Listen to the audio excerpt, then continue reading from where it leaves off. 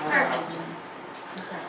So tonight we're going to talk about healing the wounded child within. We're going to talk about using the subconscious mind, and tell you a little bit about me. When I was 12, like a lot of kids my age, I was into magic and I had a bunch of magic tricks. But my favorite trick was you give me a coin and I'd put it in my pocket and I'd take out a box, and in the box was another box and another box, and like 8 or 9 boxes within each other, and then unwrapping it and taking off the rubber bands and what have you. The coin that you just gave me was in the middle of all those boxes.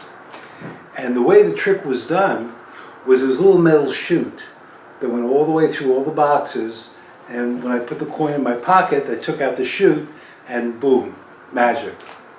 Well, the reason I'm mentioning that trick is because it turns out that's how I like to do therapy. I like to go right to where the stuff is, right in the middle, right where everything is coming from.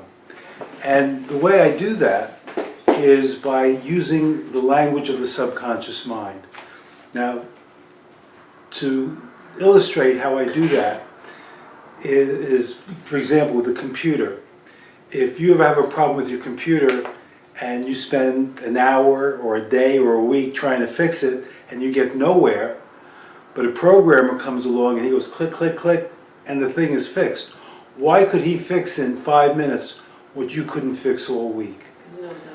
Because he knows the operational language of the machine, which is binary. It's not English. It'll hold English, Spanish, Japanese, but the language of the machine is not English. It's binary. Well, it turns out that the operational language of our mind is not English either. It's pictures. And the brain is too small to contain a lifetime of information in words. It contains it in imagery, in pictures.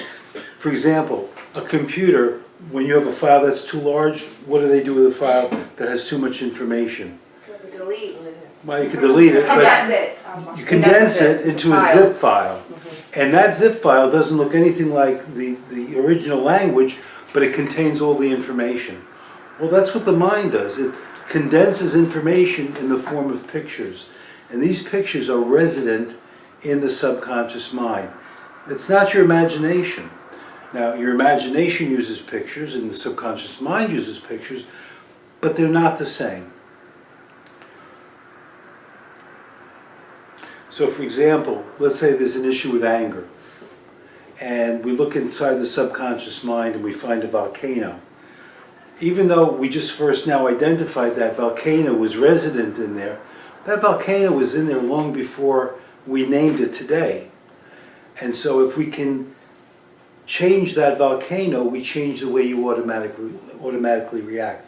Because thoughts and feelings and reactions come to us automatically. You don't have to think about if you want to be sad. You just feel sad. You don't have to think about being angry. You just feel angry. Where do those feelings come from? They come from your subconscious mind. And the way it works, just to simplify it, is if you ask someone a question, you ever notice their eyes go this way, that way, this way, that way? Why are their eyes going in all different directions when you ask a question? They're thinking. They're thinking. They're accessing the information. So here's the way it goes. You have 2 hemispheres. Left brain, which is logical, and the right brain, which is visual. So when someone asks you a question, your left brain, logical brain, takes a quick look at the right visual brain and then comes back with a logical answer. The whole thing takes about 1/10 of a second. Because when you have to react, how long does it take to react? It's immediate. Right, boom, it's immediate. So your brain has to work even faster for you to have a reaction or thought, expression. So the left brain accesses the visual right brain, gets a picture, comes back with an answer. We do that automatically, and we do it unconsciously 1,000 times a day. That's how the brain operates. That's how the brain works. So if we want to change an emotion, if we want to change a feeling, if we want to change the way we think, if we can find the imagery that's resident in the subconscious mind and change it at the source, then we get an automatic change in thoughts, feelings, and reactions. What I'm going to explain to you is a different way of resolving trauma. Okay. Because trauma and the wounded child within and PTSD all come from the same place, which I'm going to describe shortly. So, I'll shift gears for a moment because I want to talk a little bit about boundaries. We all have boundaries. A boundary is where I end and you begin, where you end and I begin. If I say to you, do me a favor, go down to Key West, pick me up a key lime pie and have it here by 6, and you go and do it, I will have violated your boundaries. Who am I to tell you to go get me a pie 500 miles, whatever it is? You know, that's a violation of your boundaries. So you have the right and the ability to say no. Children don't. Children are born without boundaries, and those boundaries form as they grow. So what they have is very fluid boundaries, which means stuff can get in and stuff can come out. And the stuff can get in are parents' criticisms that lodge in the psyche, and what can come out are parts of self that get lost because of trauma or abuse, because we can't tolerate what's going on, so we disconnect, we go up to the ceiling or out the window or deep inside. And that's actually how the child within is born, the wounded child, because it can't tolerate what's going on, so it disconnects as a way of coping with what he or she is going through. And what you find now as an adult, when you can't assert your boundaries, when you can't say your no, when you want to say no, is because you've lost a part of yourself growing up. And the identity that we form begins in the crib. A baby doesn't know who or what he or she is. But the first sense of an identity that an infant has is what it's not. The baby, the infant, begins to learn that it's not the mattress underneath and it's not the blanket above. And so the identity forms with the knowledge of what the child isn't. And when you have trouble asserting yourself and saying no when you want to say no, that's why you may feel like you don't know yourself. And the way to know yourself is to begin to stand by firmer boundaries and say no. And when you say no, and you're not used to it, you're going to get uncomfortable. You're going to feel guilty, like maybe you're hurting their feelings. And you may have any number of uncomfortable feelings, but your willingness to tolerate the uncomfortable feelings will help you to affirm your boundaries and help you to know more about who you are. And you don't need therapy to do that. You just need a willingness to be uncomfortable, which is where sobriety comes in, because sobriety is a willingness to be uncomfortable. So boundaries are very important, and because we grow up with very fluid boundaries, a lot of things can get in there that don't belong. A man who is told as a young boy he had crap for brains by his father looks in the corner of the yard, sees dog poop, and it imports into his psyche, and now as an adult he can't confront other men because he gets fuzzy thinking when he tries, because of that thing that got in there at an early age. We want to remove the things that don't belong and return the parts of self that do. A lot of programming happens between the time we're born and the age of 6. You've heard that by the age of 6 your personality is mostly formed. And that's because all the information that gets in there is now on automatic. It's in your subconscious mind. And you've heard the term mindfulness. Mindfulness is being very, very present, very in the here and now, and not reacting automatically to your feelings. Recently I sold my car. The guy says to me, how much is the car? $6,000. He knew that, but he made a sound. He went, oh. Well, right away, my fear kicked in, and well, I can take off 500. Well, I wound up having to take off more because I negotiated. I gave in at the very beginning. I reacted automatically instead of being in the here and now and not being at the affect of what was going on out here. So we're 95% of our lives, or whatever the percentage is, we run on automatic. We're not fully in the here and now, not fully present, not fully connected.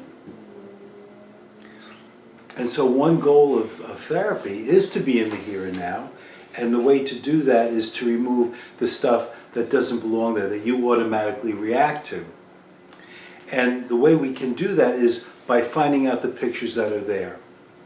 And there's a process of asking questions in a slow, methodical way that slows down the perception of time to capture those pictures that you see for 1/10 of a second. And when we can do that, the imagery actually changes on its own. I'll give you an example. A gentleman came to see me and he says, I can't speak up when I'm in a crowd. I just shut down, I have nothing to say. So we talked, and there was no particular trauma or abuse or anything in his past that would have caused this, but he says, that's just the way I am. Okay. I said, so when you can't speak up in a crowd, what would have to happen for you to be able to do that? And he says, well, I've never thought of it that way, but I guess I'd have to not feel so weak inside. When you feel so weak inside, whereabouts is that? In my stomach. What's it like in your stomach? I don't know, something like soft and mushy. Soft and mushy like what? Like clay. Now we have the picture of soft, mushy clay. Consciously, he says, I can't speak up in a crowd of people, in a large group. Subconsciously, he has soft, mushy clay. So I said, well, about the soft, mushy clay, does it have moisture? Does it have a weight? Does it have a color? Does it move? Does it have a temperature?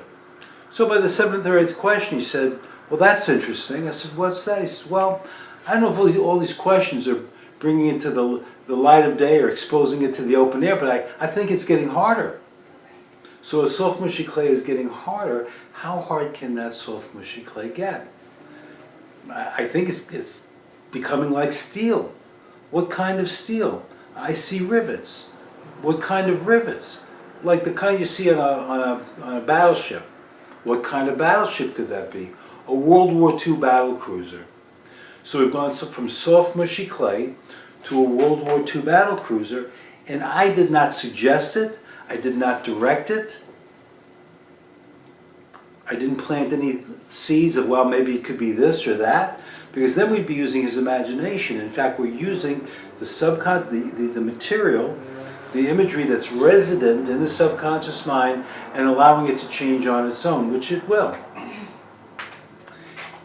If you go online and you look up the term, the law of observation, in physics, it's not a theory, it's a law that proves that the phenomena being observed will change on its own simply by being watched.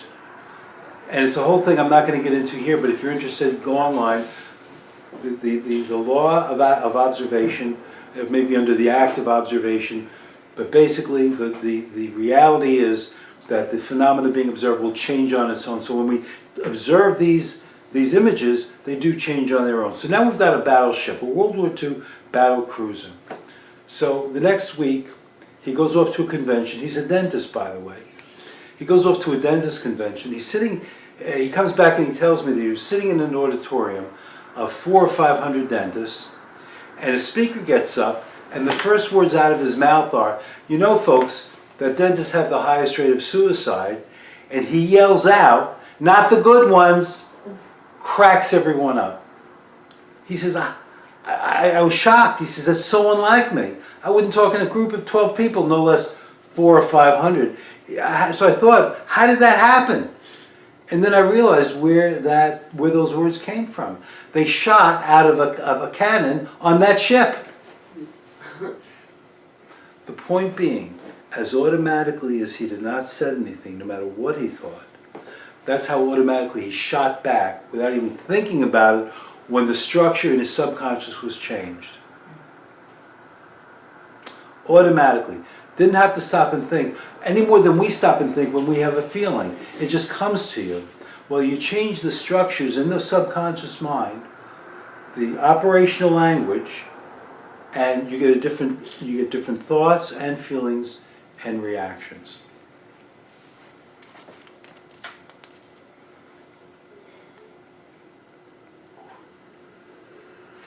And so the goal of therapy, as far as I'm concerned, is looking at the uncomfortable feelings that drive you to do the things you don't want to do, to say the things you don't want to say, to act in ways that don't benefit you, don't advance you. And so when we look at the uncomfortable feelings and we find the pictures for those feelings and we allow them to change, because the subconscious mind will heal itself, we get different reactions. And you know, Hippocrates said that the body has the ability to heal itself, and we know if there's a wound, it'll heal itself. That includes the mind. The mind has the natural ability to heal itself and resolve problems when you give it the opportunity by speaking the language of the subconscious mind. And the language of the subconscious mind, not only is it pictures, but your subconscious mind believes everything it sees. If I dream about this chair tonight, in my dreams tonight, this chair will be as solid in my dreams as it is right now, because the subconscious mind believes everything that it sees. So when you speak the language of the subconscious, by talking to, for example, when we found the soft mushy clay, treating it as though it was real, it opens up the subconscious mind directly. So, why the focus on the subconscious? Well, as I've explained, it's a direct way of changing the way you think and feel, but there's more to it than that. You've all heard the term wounded child within. Where does the wounded child come from?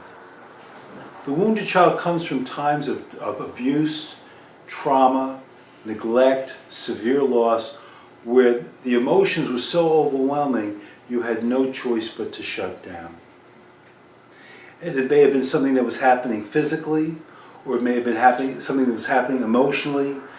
Daddy leaving, never coming back, mommy saying I don't love you, whatever it was that hurt so much, the child couldn't tolerate it and froze. I'll give you an example. Not a great one, but it'll illustrate what I'm trying to say. A gentleman came to me, he was in a plane took a nosedive, everyone's screaming, and the last moment the pilot pulls the plane up, nobody's hurt, but now he's got post-traumatic stress. He's got 10 grandchildren, loves them all dearly, can't be bothered by any of them. His wife of 40 years is ready to leave him, she can't stand him anymore. I said, let me ask you a very odd question, Did you live through that plane ride? And he thought for a moment and he went, not really. Now, he wasn't psychotic, he wasn't schizophrenic. He knew he was alive, but still said, no, not really. Now, why did he say that? Because here's what happened. He's in the plane, he smells smoke, he looks out the window, sees one of the engines on fire, and just then the plane goes like that, and he goes like that. Now, what is that? Fear. That's an attempt to not go into the next moment where there's death. It's an attempt to stop time. And in fact, the subconscious mind does stop time, which is why he said, no, not really. Because if I say, look at me and talk to me, are you alive? You go, what do you think, you're talking to a ghost? But because I asked it in the way I did, the part of him that responded was the part of him that was frozen back in that plane, not knowing if he was going to live 2 minutes from then. And so he froze in time. And that's what happens to us as we grow up. And when our boundaries are even more fluid and easier to lose parts of self, we can't tolerate what we're feeling, we leave our body. We go up to the ceiling, up to the sky, out the window, or deep within. And that's called dissociation, and we all do it. To some extent or another, we all disconnect, we all dissociate. And in that disconnection, we do lose a part of self. That's why people who've been in bad car accidents, 2 years later will say, I still see the car coming at me, because they're still frozen in that moment where the car was coming at them, and they didn't know if they were going to live through it. So the core of PTSD is dissociation. If you heal the dissociation, if you restore the parts of self that disconnected, then the PTS goes away or greatly diminishes.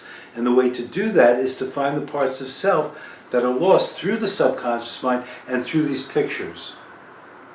Because the child within lives in that land of pictures. My friend has a son, some of you heard me talk about him, Maxie. I love Maxie. When he was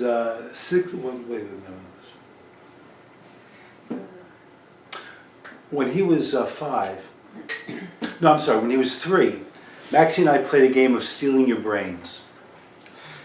I don't know how it started, but he comes over, he says, I'm stealing your brains and I'm putting them in my head. I said, well, I'm stealing your brains and putting them in my head. And we're going back and forth stealing each other's brains. And all of a sudden he freaks out, runs to his father, Daddy, he stole my brains. So Ed says, it's okay, calm down. You're all right, calm down. So finally Maxie calms down, he stops crying. And then he goes, now, go back and get your brains back. And Maxie comes over to me and he's angry and he's grabbing his brains, putting them back in his head. So what happened? Maxie got scared, Maxie got comforted, and Maxie expressed himself. Now, how many of us, when something like that happened as children, were told, don't be stupid. Mm-hmm. What's the matter with you? Mm-hmm. Grow up. And so the feeling that we have, the fear doesn't get comforted. The expression of anger or whatever we're feeling doesn't come out, and we get blocked. We get cut off. And that's the beginning of the inner critic. The inner critic who will tell us, don't be stupid. And what does the inner critic develop? It develops as a form of self-protection.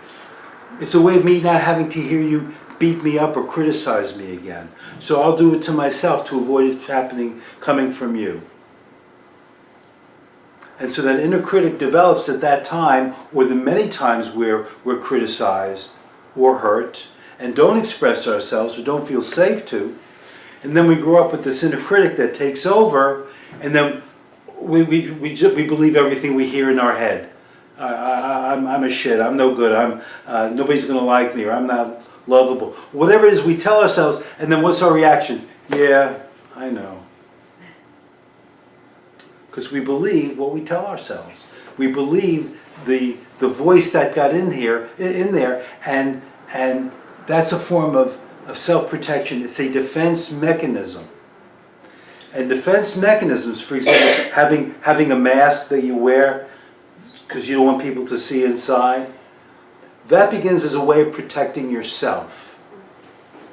But unfortunately, over time, the defense mechanism becomes chronic, meaning it's always there. And you can't get rid of it even when you want to. You'll have a wall between you and other people, and you don't like having it, but you can't help it.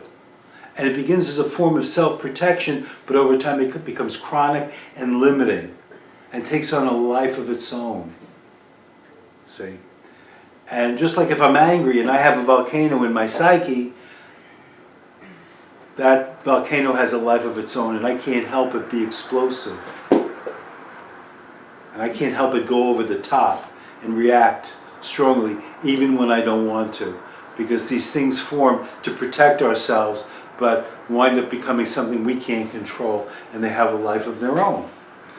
Fortunately, when you find the picture and treat it as though it has a life of its own, it opens up to inspection. It opens up to change.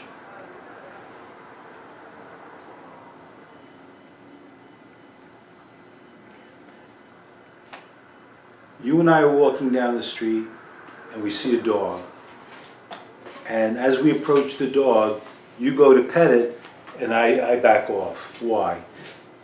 Same dog, same street, same time of day, different reaction to that dog. Why? Because we automatically, in a fraction of a second, saw pictures of what we expected to have happen next. Didn't think it through like, oh yeah, when I was 6 I was bit by a dog, or oh I've had 8 dogs and I love them all. We don't think about, but we play a movie in our head in a fraction of a second that tells us safe or unsafe. And that's what happens in our relationships with people, where we automatically react, because we're not in the here and now, but we're tending to our inner thoughts that tells us, stay away. And then we may not have, or reacting in a way that ensures we get the reaction that we expect. I had a gentleman come to see me, and to be brief, he was molested by his father. And I said, what do you want to have happen? And he said, well, I'd like to be able to forgive him. He's been dead for 10 years. It happened 20 years ago, and it's not hurting him, it's hurting me, but I can't forgive him. So I said, what would have to happen for you to be able to forgive him? He said, I'd have to not be so angry about it. I'm still angry about it. So how can you tell you're angry? I feel it. Where do you feel it? In my head. What's it like in your head? I don't know, but it's hot. Does hot have a shape or a size? Like a rock. Now we have the name, the picture. It's a hot rock. Consciously he says, I'm angry. Subconsciously he has a hot rock. Now I could say, well, can we just toss it in the lake? That would be using the imagination, wouldn't work. Not for more than an hour or a day. And the hot rock has a life of its own. These structures, these pictures in our subconscious, just like when you dream about them, they have a life of their own. You're just the observer. So I said, would a hot rock like to stay where it is, or could it be interested in going back to that memory of the father? He said, well, it could go back, but it's going to take a long time. How long a time could that be? 3 weeks. So let's take 3 weeks for it to go back. And as it takes 3 weeks to go back, what happens after 3 weeks? He said, well, it goes to his face. And then what happens? He says, well, as it goes back in the 3 weeks, it cools down like a mirror. And the mirror goes to his face. So now the father's looking in the mirror. And what does he see? His own shame. And when the father sees his own shame, then what happens? He stops what he's doing.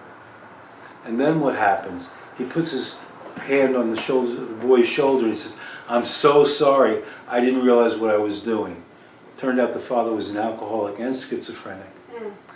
But even understanding that didn't change it. But what changed it was when the anger, in the form of the hot rock, went back into the memory and cooled down like a mirror.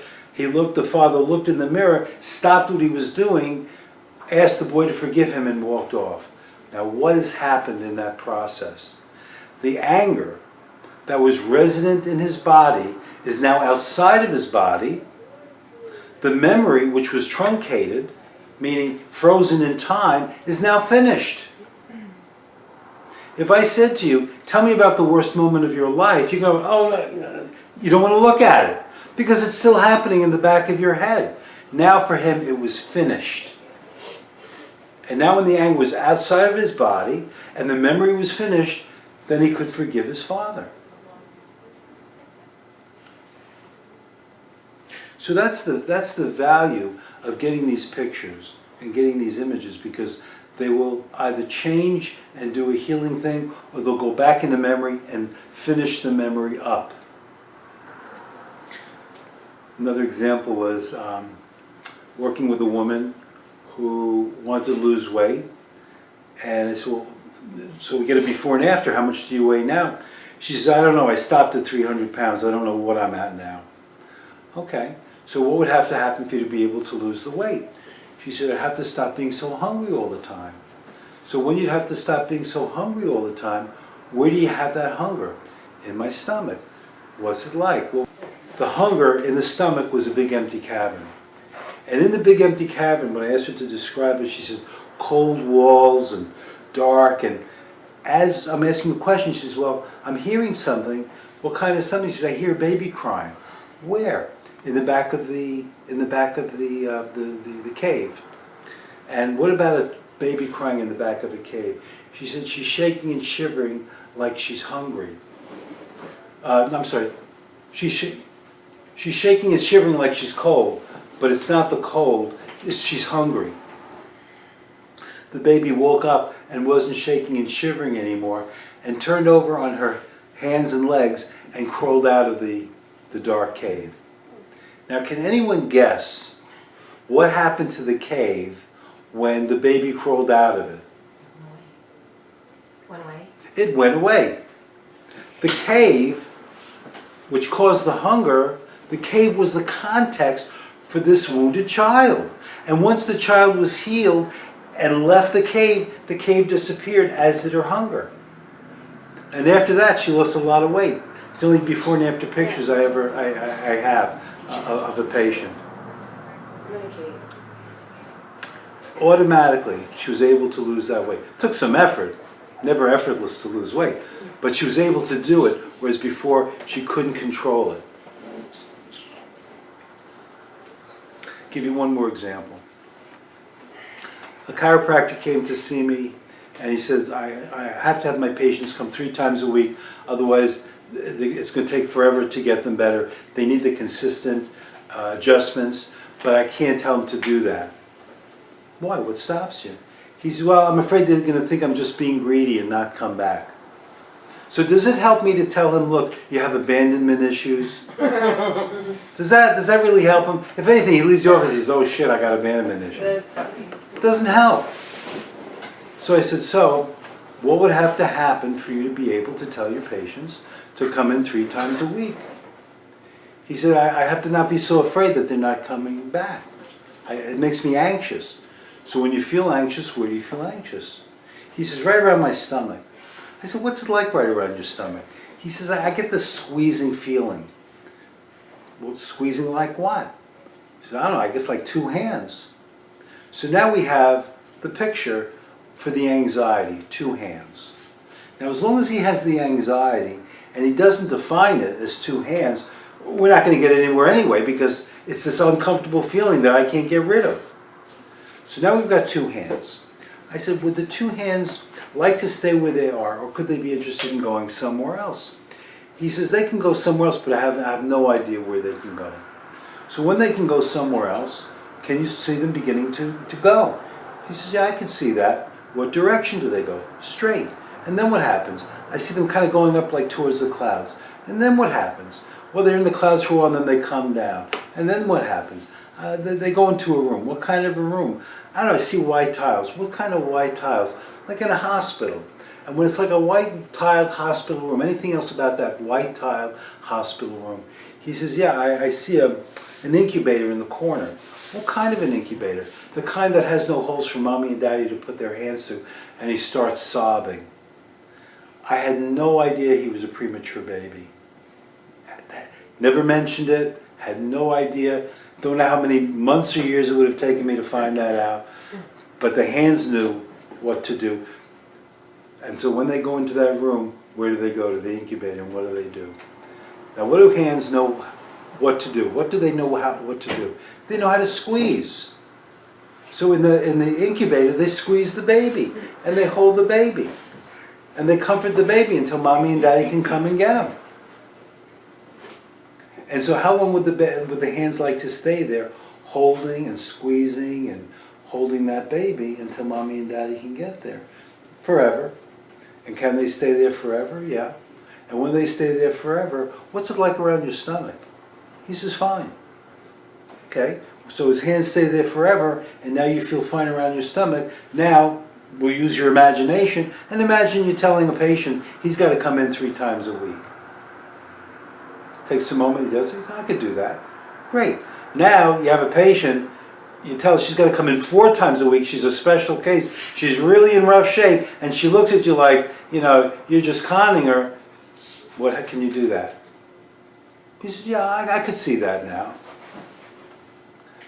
The uncomfortable feeling in its picture form became a healing antibody that went back in the memory and took care of the wounded child, at this point an infant, and finished the memory so it was no longer occurring.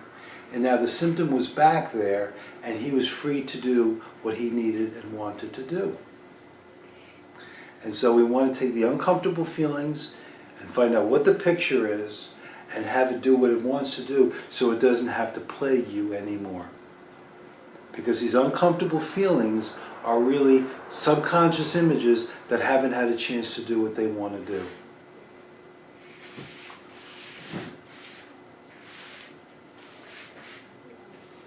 And so a lot of what I've talked about tonight has to do with self-esteem. Because when we have things that import into our psyche that don't belong there, or we lose parts of ourself and we're not feeling whole and secure, or integrated in wholeness, then we will lack some self-esteem. We'll feel like something's wrong, something's defective, and it's not so much that you are defective, but you've lost a part of self, and you don't feel complete, or you don't feel strong, and you're not able to stick by your no, or you're not able to put down that thing that comforts you because you have no other way of self-comforting. If you grow up and don't have a lot of comfort from your parents, you don't learn how to comfort yourself. And so therapy is a cognitive approach of learning to comfort yourself, and a subconscious approach of restoring those parts of you so you can automatically comfort. And that the child, the 7-year-old girl, winds up controlling how you think, how you feel, and how you react, and whether you like it or not, it has a strong influence on your life. Yeah. And that's why you'll have the halls or something that'll bring you back to that moment, because she's still back there in that moment. And until you find a way to move her through that and past that, you'll have this dissociative reaction still. Because once you can find that child and move her past that experience, she can reintegrate into you. And then you'll have that experience of wholeness. And most people tell me at the end of a session that they feel lighter. And that lightness is an expression of feeling more whole, actually. Just the simple fact of saying,